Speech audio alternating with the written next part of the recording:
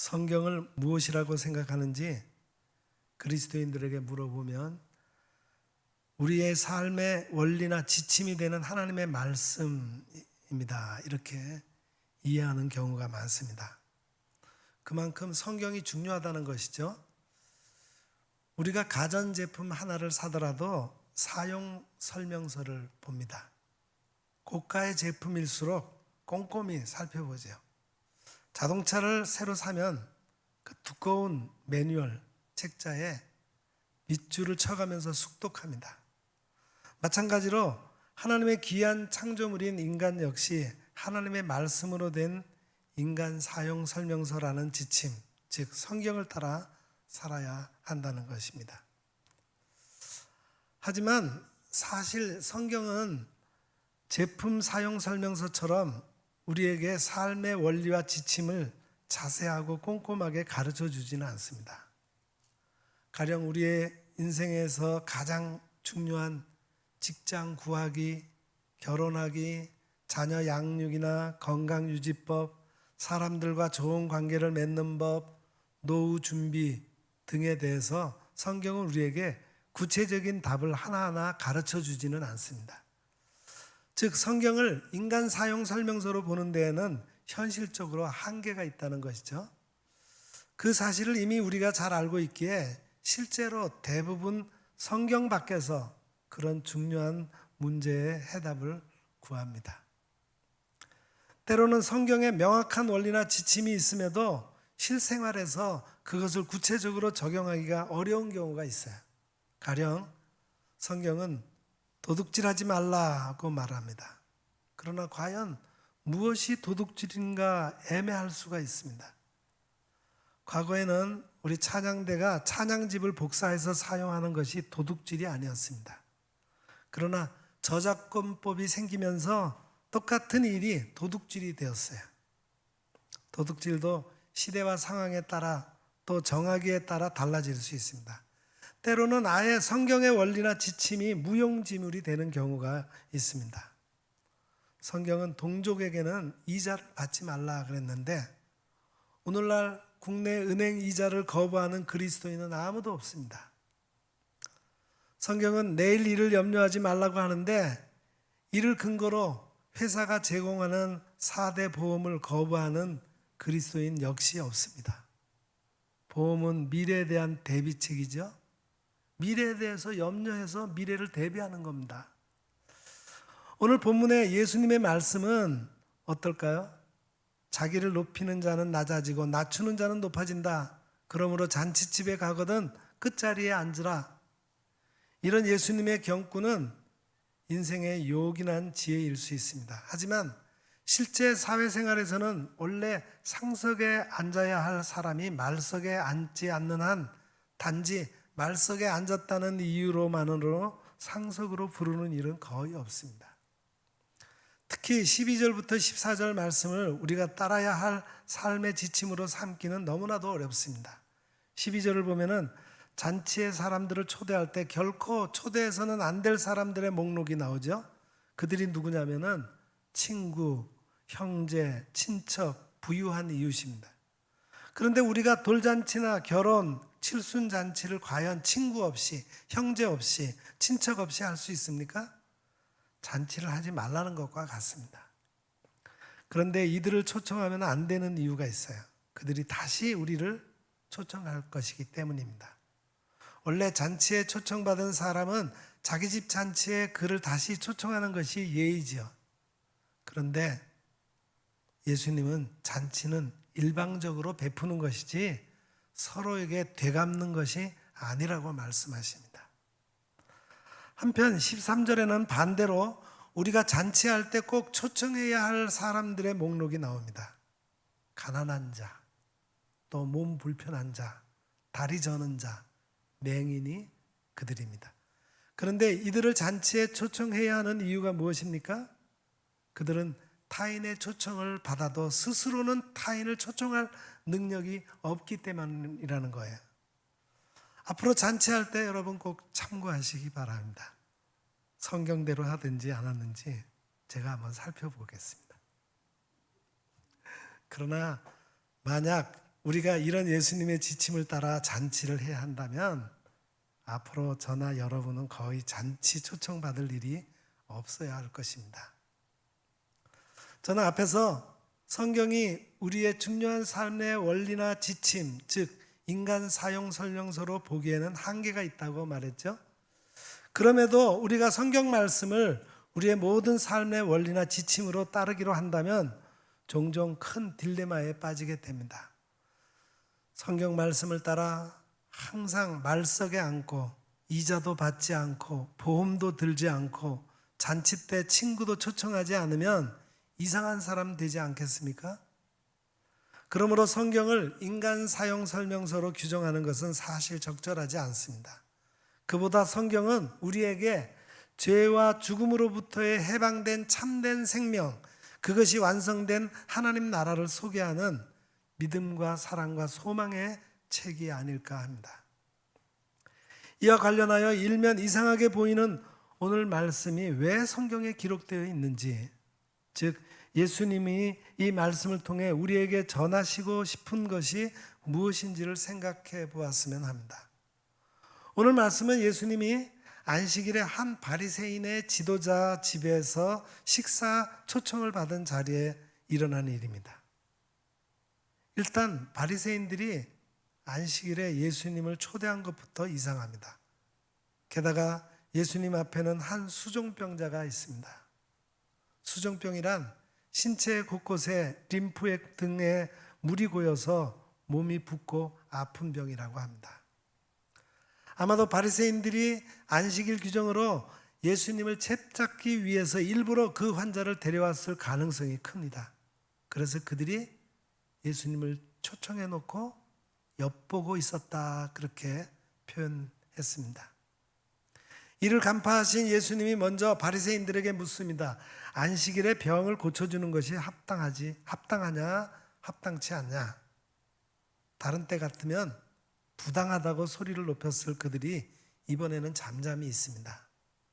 파놓은 함정에 예수님이 걸려들기를 조용히 기다리는 것이죠. 그들은 아마 예수님이 수종병 환자를 치유하는 행위를 시작하는 순간 예수님을 안식일 규정 위반으로 책잡으려고 했을 겁니다. 그런데 예수님이 한순간에 그 수종병 환자를 치유하셨습니다. 그리고는 너희 중에 누가 그 아들이나 소가 우물에 빠졌으면 안식일에라도 곧 끌어내지 않겠느냐 하면서 그들을 꾸짖으셨습니다. 바리새인들은 안식일에 일을 하면 안 된다는 안식일 규정과 눈앞에서 일어난 예수님의 놀라운 기적 사이에서 할 말을 잃어버렸습니다. 다른 사람들이 아닌 바로 그런 바리새인들이 사람들의 초청을 받을 때마다 항상 높은 자리에 앉기를 좋아했던 것이죠. 그들은 하나님의 말씀을 가르치는 율법 선생이요 자타가 공인하는 하나님의 뜻을 잘 아는 사람들이었습니다. 따라서 그들은 마지막 날 하나님의 나라 잔치가 시작될 때에도 당연히 가장 좋은 자리에 초대받을 것으로 생각했습니다. 하지만 예수님은 그들이 하나님 나라 잔치에서 구석 자리로 밀려나거나 아예 들어가지 못할 것을 예고하십니다. 대신 그들 자리를 세리와 죄인, 창기와 이방인, 가난하고 병든 자들이 차지한다는 것이죠. 오늘 본문에 이어지는 16절, 24절의 큰 잔치의 비유가 그것을 말하고 있습니다. 어떤 사람이 큰 잔치를 베풀고 많은 사람을 청하였더니 곧 하나님께서 천국 잔치를 베풀고 사람들을 초청하셨다는 겁니다. 이런 문맥에서 보면 오늘 본문에서 예수님이 무릇 자기를 높이는 자는 낮아지고 자기를 낮추는 자는 높아지리라고 하신 말씀은 예수님이 모든 시대 모든 사람들에게 일러주시는 생활 지침 차원이 아닙니다. 그보다 당시 바리새인들에게 주어진 무서운 경고였죠. 그들이 그 의미를 분명히 깨달아야 했습니다. 하나님 나라가 도래하면 당연히 높은 자리에 앉을 줄 알았던 그들이 쫓겨날 것입니다. 끝자리에서나마 부끄러운 구원을 얻으려면 그동안 얼마나 성경을 잘못 가르쳐왔고 사람들이 천국으로 나아가는 것을 방해해 왔으며 그릇된 확신 속에서 하나님의 뜻에 역행해 왔는지를 깨닫고 회개해야 할 것입니다. 그리고 실제로 그런 일들이 이미 2000년 전 하나님 나라 잔치 초청장을 가지고 오신 예수님을 통해 이루어졌습니다. 그때 바리새인들은 예수님의 하나님 나라 잔치 초청을 거절하여 하나님 나라에서 멀어졌고, 반면에 세리와 죄인, 창기와 이방인, 가난하고 병든 자들이 그 초청을 받아들여 하나님 나라 잔치의 수혜자들이 되었습니다. 그날 예수님 앞에 있었던 치유받은 고창병 환자처럼 말이죠. 그렇다면 오늘 말씀은 우리에게 무슨 의미가 있을까요? 사람은 보통 세 가지 상황 안에 살고 있다고 봅니다. 먼저는 자기라는 상황이 있어요. 사람의 특징 중 하나가 곧 이것입니다. 사람은 자기 스스로를 객관화할 줄 아는 의식을 갖고 있습니다. 스스로가 생각하는 주체도 되고 객체도 됩니다. 무엇보다 기본적이고 중요한 것은 자기 자신에 대한 의식입니다. 그러므로 먼저는 자기가 자기에게 충실해야 합니다. 이를 진실이라고 말합니다.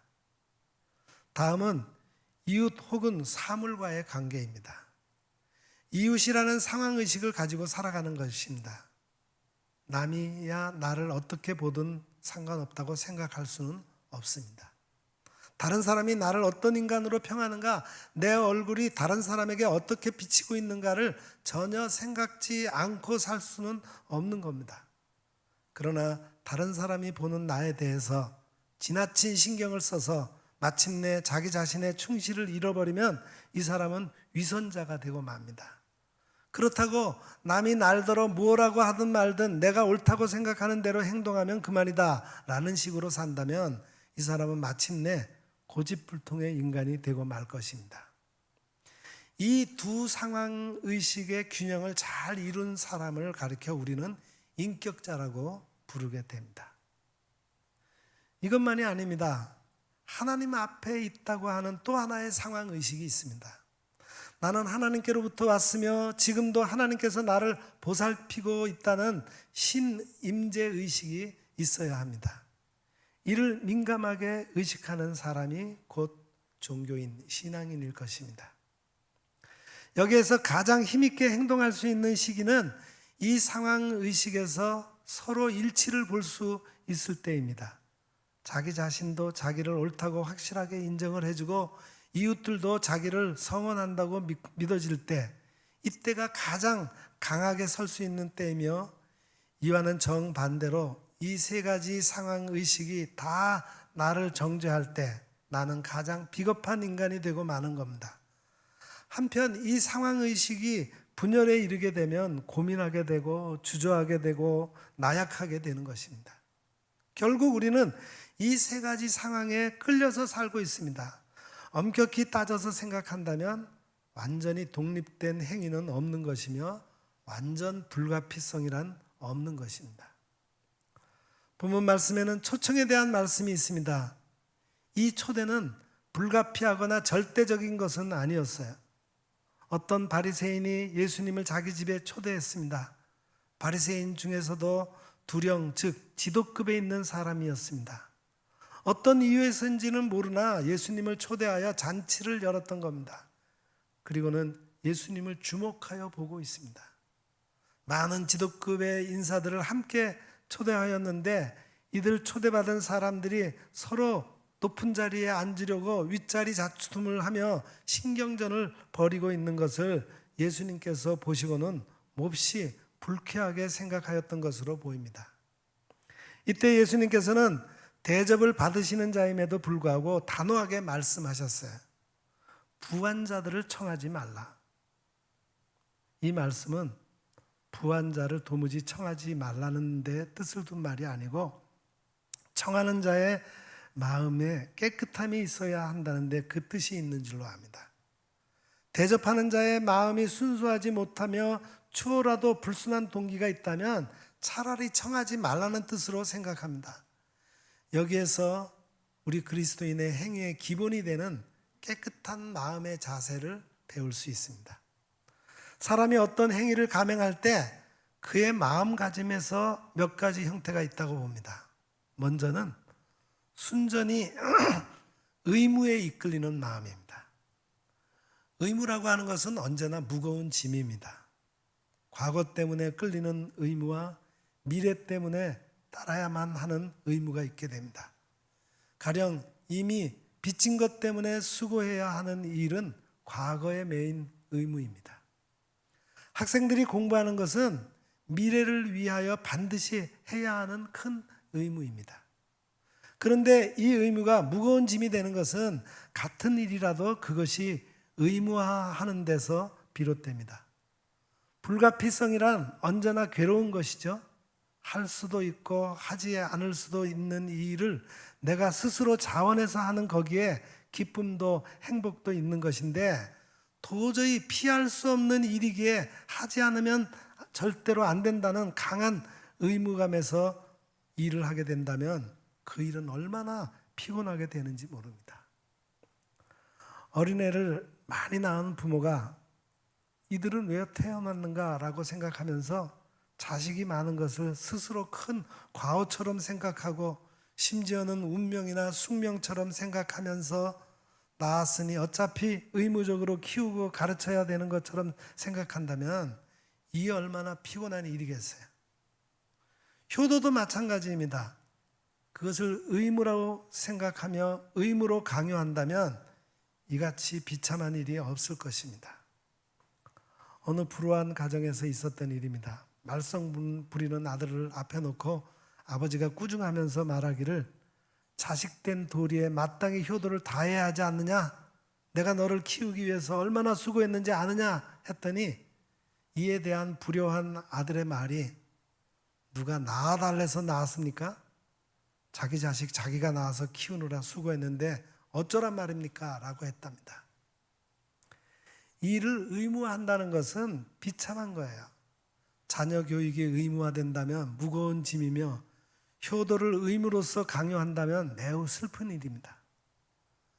요는 할 수도 있고 하지 않을 수도 있는데 그것을 감사한 마음에서 자원해서 하는 그러한 효도가 되어야 그 속에 행복이 있고 기쁨도 있는 것 아니겠습니까?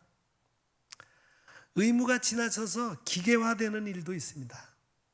습관화라는 것은 또 하나의 비참한 인간화의 현상입니다. 반복되는 행동으로 인하여 의무에 끌려가면서 의식은 빠지고 빈 행위만 남은 기계 인간의 행위는 아무 뜻도 없는 겁니다.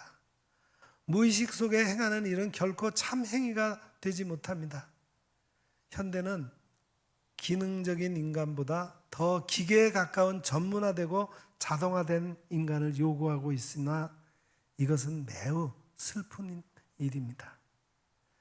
인간은 사회라고 하는 큰 기계의 부속이 아니며 또 그렇게 될 수도 없습니다.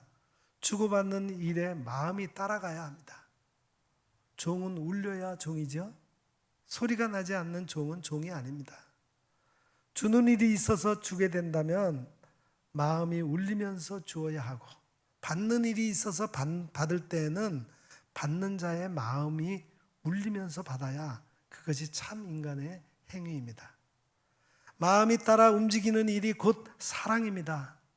사랑이 없고 또 의식마저 없는 일이라면 그 일은 인간의 행위가 아닙니다. 우리 그리스도인은 마음에서 마음으로 움직여 나아가야 합니다. 둘째는 자기중심적인 관심이 행위의 기본 자세가 되기도 합니다. 의로움과 불의한가, 진리인가 거짓인가를 생각하기 전에 나에게 얼마나 이로운가를 생각하는 자기중심적인 인생관을 가진 사람들을 보게 됩니다. 즉 항상 보수를 바라는 마음이 앞서는 사람을 가리키는 말입니다. 본문에 나타난 바리새인이 어찌하여 그리스도를 자기 집에 초대하였는지는 모르지만 예수님께서 뒤에서 하신 말씀의 문맥으로 미루어 볼 때 예수님께 무언가를 기대하며 무언가를 바라는 마음에서 청하였던 것 같이 생각이 됩니다. 따라서 무엇인가 은근히 바라는 마음이 있었던 것 같습니다. 예수님은 이러한 초청이라면 하지 말라고 말씀하셨습니다. 이웃을 청할 때 대신 청해 줄 것을 미리 생각하며 줄 때 다시 되돌려 받을 것을 먼저 생각하는 불순한 마음가짐 말입니다. 결혼 청첩장을 바꿔서 그 옛날 내 딸 결혼식에 저 사람이 얼마를 부조했던가를 생각하든가, 또 부조하는 사람이 다음 내 자식의 결혼 때 받을 생각을 미리 하고 있다면은 이 얼마나 불미스러운 거래입니까? 헌금하는 사람이 먼저 보상을 생각하며 선행하는 사람이 받을 칭찬을 먼저 생각한다면 이 일은 선행이 될 수가 없습니다. 그러므로 예수님께서는 금식할 때에는 머리에 기름을 바르라, 구제할 때는 오른손이 하는 것을 왼손이 모르게 하라, 그렇게 가르치고 계십니다. 유대 랍비의 교훈에는 주는 자는 누구에게 주는 것을 모르게 주며 받는 자는 누구로부터 받았다는 것을 몰라야만 참된 선행이며 이를 하나님께서 보상하신다라고 가르치고 있습니다. 자기 중심적인 마음이나 이기심에서 온전히 벗어날 수 있을 때 비로소 진실한 선행이 되는 것입니다. 마지막 세 번째로는 위신과 체면을 생각하는 마음이 작용하기도 합니다. 허영과 허세를 의미합니다만 그 마음이 크게 작용하고 있음을 알아야 합니다. 교만이란 무서운 힘을 가지고 인간을 지배하고 있습니다. 선행을 하나의 액세서리로 생각하는 사람이 있고 도덕적 향락주의를 즐기는 묘한 심리가 작용하여 제법 수고도 희생도 하는 것을 왕왕히 볼 수 있습니다. 본문에 나타난 바리새인은 예수님을 존경하여 대접할 생각을 가진 것처럼 보이지를 않습니다. 다만 체면과 위선을 지키고자 하는 마음이 작용해서 예수님을 모시게 된 것이라고 보여집니다. 낮쯤 되면 지도급에 있는 바리새인으로서 이 마을에 들어온 손님을 대접하지 않을 수 없지라고 생각하면서 자신의 위신과 허세를 위해서 초대했고, 또 나는 이만한 사람이요 라는 뜻에서 많은 유지들을 한자리에 청한 것으로 생각됩니다. 꼭 해야 할 일을 하고 있는 것이 아닙니다. 다만 그의 교만과 허세가 이 일을 아니하면 안 되는 것처럼 강요해서 부득불 그리스도를 초대한 것입니다. 이러한 외식이 예수님의 마음에 맞지 않았습니다. 이러한 외식에서 봉사도 하고 수고도 하는 경우가 많고, 심지어는 교회 봉사나 헌금도 때로는 얼마간의 희생도 이런 식으로 하게 됩니다. 이러한 위선을 예수님께서는 크게 책망하고 계십니다. 어떤 중학생이 자기 어머니로부터 주일 헌금 100원을 받아서 교회에 갔어요. 헌금 바구니가 자기 앞에 왔을 때 그의 손이 무의식 중에 다른 주머니 속으로 들어가서 그의 용돈 500원짜리를 꺼내서 바쳐버렸습니다. 그리고서는 집에 돌아와 어머니께 400원을 달라고 졸라댔습니다. 100원을 낼 것을 깜빡 모르고 500원을 냈다고 말하면서 아쉬워하면서 조릅니다. 이렇다면 이 학생이 헌금을 한 것입니까? 형식적으로는 헌금을 했지만 그 마음은 이에서 멀리 있었던 것입니다. 바리새인의 수고가 수고이긴 하지만 그 근본 의도와 마음의 자세는 자신을 위한 마음뿐이었습니다. 이러한 수고는 하나님의 뜻과 상관이 없는 일이며 오히려 외식의 죄가 되는 것입니다. 그러면 우리 그리스도인은 무슨 마음으로 행하여야 합니까? 본문에 주어진 깨끗한 마음의 자세가 필요합니다. 먼저는 하나님께 감사하는 마음에서 행하여야 합니다. 받으려는 마음이 아니라 받은 마음, 벌써 받은 줄로 여기는 마음, 깊은 곳에서 우러나는 감사가 있어야 합니다. 하나님께 감사하며 하나님의 주신 은혜에 보답하고자 하는 마음과 감격한 마음에서 행해야 합니다. 아무 보상도 바람도 없는 청백한 마음에서 행해야 합니다. 따라서 이웃의 필요에 끌리는 마음에서 행해야 합니다. 사랑만이 이유가 되고 그 사랑의 다른 이유란 달리 있을 수가 없습니다. 즉 이웃의 필요에 끌리는 사랑하는 마음과 그 사람을 존경하는 마음에서 봉사해야 합니다. 저를 사랑하기에 주고 저를 존경하기에 수고하며 저에게 내가 필요하다고 생각하기에 그에게 나를 바쳐서 희생도 하는 것입니다. 나를 필요로 하는 자에게 나를 바치는 일처럼 귀중한 봉사는 없습니다. 하나님께서 원하시며 이웃이 나를 요구한다고 느끼며 그에게 나를 줄 뜨거운 마음이 있을 때 참된 행복은 깃들게 되는 것입니다. 예수님께서 분명히 말씀하셨습니다. 이를 내게서 빼앗는 자가 있는 것이 아니라 내가 스스로 버리노라. 나는 버릴 권세도 있고 다시 얻을 권세도 있으니. 십자가는 결코 불가피성이 아닙니다. 스스로 버리신 귀중한 것입니다. 이것이 곧 하나님의 뜻이며 우리의 필요이며 그리스도의 사랑이었습니다. 여기에 놀라운 기적이 나타난 것입니다. 그러기에 십자가는 하나님의 능력이요 하나님의 지혜가 되는 것입니다. 그러므로 그리스도인의 마음의 중심은 자기 중심에서 그리스도 중심으로, 그리스도 중심에서 하나님 중심으로, 하나님 중심에서 이웃을 위하는 마음으로 옮겨갑니다. 행복도 마찬가지입니다. 자기 중심적인 행복만을 추구하는 상태에서 다시 그것이 구체화되면서 이웃을 위하는 수고와 희생과 봉사 속에서 자기 자신의 행복을 찾는 마음의 자세로 바꾸어집니다. 예수님께서 말씀하십니다. 그러므로 가난한 자, 병든 자, 갚을 수 없는 자를 청하라. 나 자신의 정욕이 또 아성이 깨끗이 무너지고 순수하고 깨끗한 마음에서 봉사하라. 추호의 보상도 바라지 않고 오직 하나님께 영광, 이웃에 대한 사랑, 그리고 자기 충실과 진실에 행하라. 그리하면 하늘의 상이 있으리라. 기도하겠습니다.